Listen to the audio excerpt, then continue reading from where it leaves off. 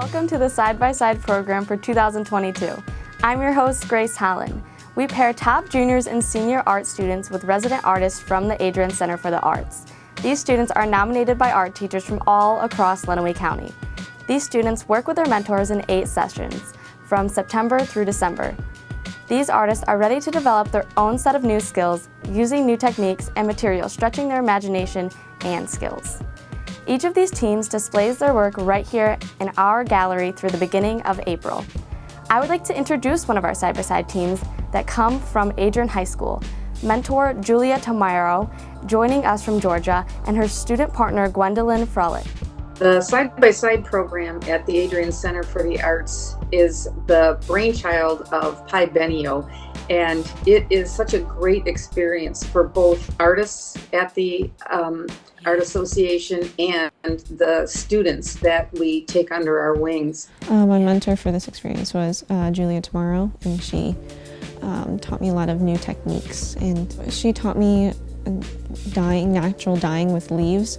We are using a process that was called echo printing, where you take leaves from outdoors and you get them to imprint the silk fabric by breaking down the tannins in the leaves themselves. So the print isn't like you're inking up a leaf and then flopping it over and printing it. It's inherent in the leaf itself. We did one where it was just the print, and then we did one where the cloth was dyed first and then imprinted. So we both created like dyed leaf imprints, and this is on paper. We also made some on some silk scarves, and then this is hers, so you can see the printed leaves right there. And then she added, I'm assuming, some real flowers and a real butterfly, and then she printed and painted on her fabric. And then on mine, I used a lot of like natural paper and natural materials.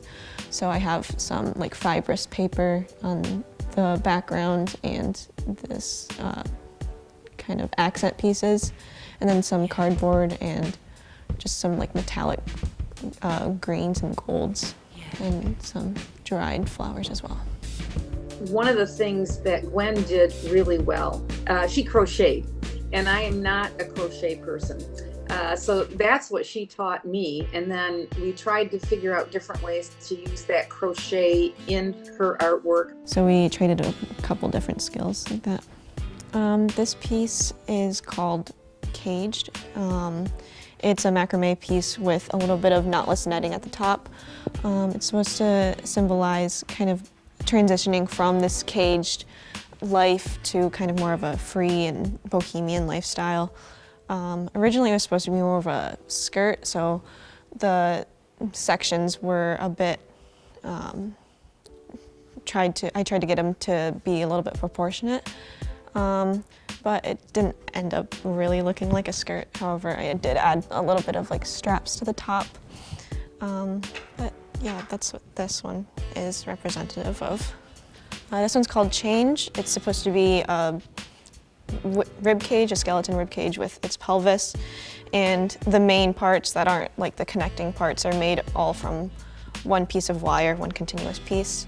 And then I have origami paper butterflies attached to some of the areas, which the butterfly is a symbol for change, so I thought it was really nice too. This internship helped me kind of broaden my spectrum of art. Before, I really only worked on paper and a lot of 2D kind of things.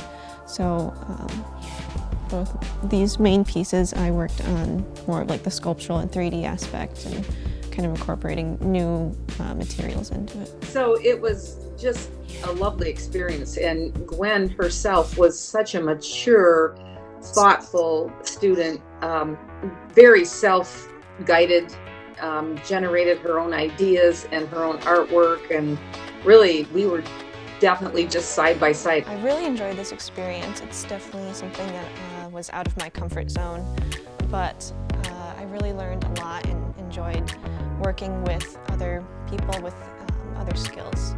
Our next side-by-side team comes from Clinton High School. Mentor Jeanne O'Leary and her student partner Victoria Pace. I feel that my job is to give them skills to execute their ideas better. That's really what it's about. It's not me saying, this is the way I want you to do it. It's more like I'm trying to give them techniques and skills. It's very important when it comes to composition, the balancing of values, lights and darks. Just all these little things are important. So the students have the ideas, and I have a few of the things I can teach them. So in the end, they can have a painting that's their idea, but they have learned new things to execute it, and it's more successful and pleasing. I've been very lucky to have art teachers or mentors who, instead of trying to push me down and make me just do the art assignment, they were able to say, okay, this is your idea, now what can we do with it? What material do you want to use? Okay, you want this material, now let me show you how to use it, and then when I think the piece is done, they show me, maybe you can add more here, and it makes it better. So I think I've been one of the lucky ones to get those people in my art career. I've always had a really broad imagination. Like when I read books, I love fantasy books. So that's kind of where I put my art in.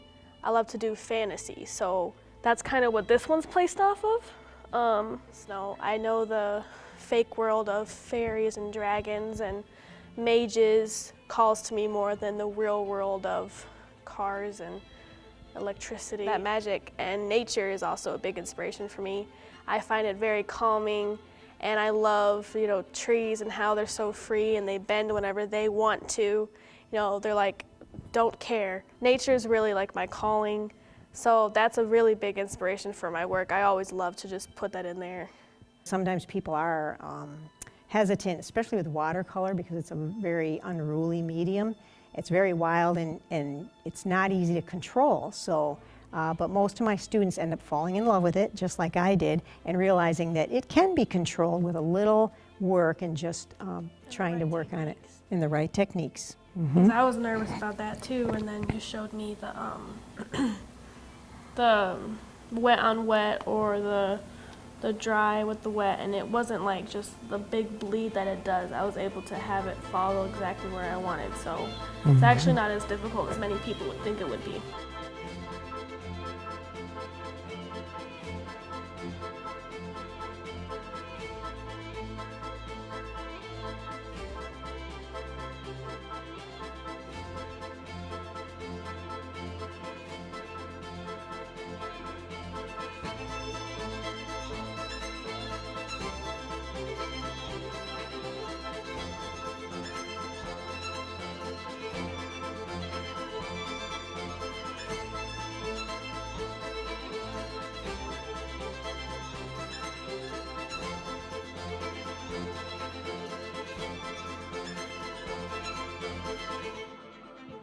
Lovely lilies. The positive encouragement I've gotten from Jeanne, and I would say also Mrs. Kendrick with this, I would walk into school and she'd be like, what are you guys working on? What have you done? And I was like, oh, okay, and talk it out. But I would think the most important part I remember about this is how much it's made me grow inside as an artist, not just the techniques or the confidence, just how this helped me be more self-aware of what I can do. There's no limits. There's nothing that they cannot do if they put their mind to it, if they have the confidence. Victoria has a lot of confidence, which I've always loved. I used to be very nervous about my art and insecure. I would always doubt myself. But ever since I started working with Jeanne, and now that we're not working anymore, when I have my idea, I don't doubt it, I just go. So I think working in this program has helped me and myself as an artist saying, I can do it, I do have the potential, and I shouldn't hold myself back. I should try to help myself go further. I think that's something that I got from Jeanne in this program. Congratulations to all of our artists. We would like to thank all of our mentors who allowed us to make this program so successful. They have given so much through their time of donation, expertise, and inspiration. We also extend a special thanks to our program underwriter, Shelly Hickman. We couldn't share these experiences without her support. Thank you for joining me today. I'm your host, Grace Holland, and we invite you to see the show in person.